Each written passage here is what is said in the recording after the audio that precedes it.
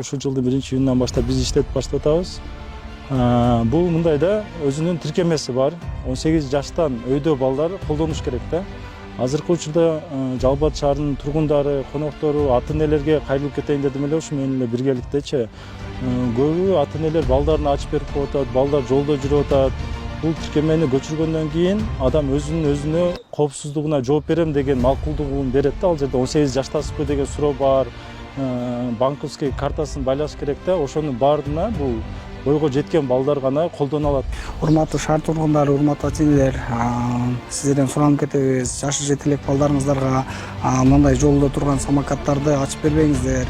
Бул самокаттар азыркы учурда жашы жете элек балдар башкарып, жол кырсыктарына себеп болуп калып атат. Урматтуу ата-энелер, жашы жете элек өспүрүмдөр самокат айдоого жол бербеңиздер. Анткени автоунаанын коштоосу менен жол кырсыктарына кабылып калышы мүмкүн. Сиздердин ар бир балаңыздардын коопсуздугу ар бир милиция үчүн маанилүү.